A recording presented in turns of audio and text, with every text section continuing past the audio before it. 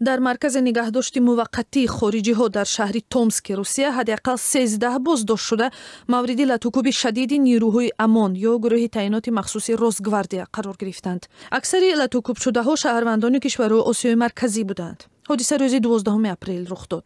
дар натиҷа як ҷабрдида ба бемористон интиқол ёфта, дигарҳо бо осори латтукуб дар бадан дар ҳамин маркази муваққатӣ нигоҳ дошта мешаванд. комиссияи назорати ҷамъиятӣ, як ташаккули нозири риояи ҳуқуқи башар дар муассисаҳои ислоҳотиву боздоштгоҳҳо мегӯяд, ҳодисаи латтукуб тасдиқи пурраи худро пайдо кард. Александр Палтусов, як узви ин комиссион, гуфт, дар ҳодисаи рӯзи панҷшанбеи гузашта нирӯҳои ОМОН вориди 2 утоқи нигоҳдошти хориҷиҳо шуда ҳамаро шадидан латтукуб карданд. маъмурияти боздоштгоҳ сабаби даъвати ОМОН ва латтукуби муҳоҷиронро шарҳ намедиҳад. дафтари матбуоти Росгвардия ҳодисаи латтукуби боздоштшудаҳоро рад кардааст, вале ин хабарро рӯзи 17 апрел ваколатдори ҳуқуқи башари вилояти Томск тасдиқ кард. Омбудсмен Елена Карташова рӯзи 16 апрел аз маркази нигоҳдошти муваққатии хориҷиҳо дидан карда навишт, ки шикояти латтукуб шудани муҳоҷирон қисман тасдиқи худро пайдо кард. ӯ гуфт, ки расонидани осеби шадиди ҷисмонӣ нақзи бисёр дағалонаи ҳуқуқи инсон аст. рӯзи 17 апрел раис ҷамъияти тоҷикони Томск Сайфулло Исматуллоев ба маркази нигоҳдошти муваққатии хориҷиҳо рафта бо раҳбари ин муассиса суҳбат кард. Исматуллоев дар суҳбат бо радиои Озодӣ гуфт, ки раҳбари муассиса аз шарҳи ҷузъиёти моҷаро худдорӣ кардааст. бар асоси маълумоти ӯ дар ин марказ феълан 3 шаҳрванди Тоҷикистон нигоҳдорӣ мешаванд, вале маълум нест, ки ин нафарон ҳам дар миёни ҷабрдидаҳо ҳастанд ё не. якамтар суҳбат кардем, гуфтем, ки амин вақте ки ҷанҷоло мешавад, аз шумо илтимос дорем, ки аввал моро хабар кунед, мумкин ки ҳамин ҷанҷоло дар ҳамин ҷояш пахш карда монем. дар ҳоле ки омбудсмен ва комиссияи назорати ҷамъиятӣ ба таҳқиқи мушикофонаи ин қазия дар сатҳи кумитаи тафтишот пофишорӣ мекунанд, дар худи намояндагии ин кумита дар Томск мегӯянд, ҳанӯз ҳеҷ ариза ё шикояте дар бораи латтукуби боздоштшудаҳо ба дасти онҳо нарасидааст.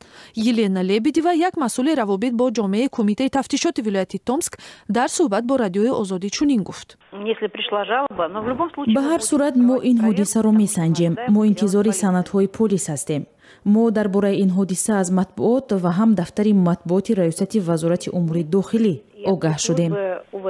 маркази нигоҳдошти муваққатии шаҳрвандони хориҷии Томск барои 32 нафар бунёд шуда зери назари вазорати дохила мебошад. феълан дар ин муассиса 26 нафар ҳама мардҳои хориҷӣ нигоҳ дошта мешаванд. Константин Бекетов, як узви комиссияи назорати ҷамъиятӣ, мегӯяд, марказ шароити хуб ва таъмиршудаи нигоҳдошт дорад, вале вазифаву салоҳиятҳои он аз оғоз дуруст нест ва метавонад мояи бурӯзи ихтилофҳо шавад. ин ҳолат аз оғоз аблаҳона ва ваҳшиёна аст. агар як хориҷӣ дар хоки Русия ҷиноят содир кард, ӯ ба муассисаи ислоҳӣ меравад ва баъди анҷоми муҳлати ҷазо ӯро ба маркази нигоҳдошти муваққатӣ ҷой мекунанд. ин дар ҳолате рух медиҳад, ки агар шахс бо санадҳояш мушкил дошта бошад, дар ин ҷо шахсро вобаста ба ҳалли мушкилаш аз 1 моҳ то 2 сол нигоҳ медоранд. онҳо аз ин пеш дар зиндон буданду аллакай барои ҷинояти содир кардаашон ҷавоб доданд. баъд ин дубора ба як муассисаи баста мебаранду бо ин сабаб, ки сари вақт онҳоро депортатсия карда наметавонанд, дар ин ҷо нигоҳ медоранд. моҷарои дигаре бо ширкати муҳоҷирон ва ҳам саркӯби онҳо аз ҷониби полис моҳи январ ҳам дар ҳамин муассиса рух дод ва ба гуфтаи Бекетов, решааш ҳам дар ҳамин асабонияту нороҳатии мардум буд, ки ояндаашон муддатҳо норӯшан боқӣ мемонад. як фаъоли дигари ҳуқуқи башар дар Томск мегӯяд, аксар вақт мояи нороҳатии боздоштшудаҳо, васоили ғизохӯрии пластикӣ, ҳамеша баста будани дарҳои утоқҳо, набуди ҳаққи ҳаракати озод ва мушкили дастрасӣ ба хадамоти тиббӣ аст. Русия макони аслии кору даромади беш аз 10 миллион муҳоҷири корӣ аз ҷумла аз Осиёи Марказӣ ба шумор меравад ва ҳодисаҳои боздошту муҷозот, бадрафториву поймолкунии ҳуқуқи онҳо кам нест. фаъолон мегӯянд, полис аз мавқеи заифи ҳуқуқии хориҷиҳо сӯистифода мекунад, чунки дар ниҳояти амр камандар кам мешавад, ки додгоҳ дар ҳодисае на шаҳрванди хориҷӣ, балки як корманди ҳифзи қонунро гунаҳгор кунад.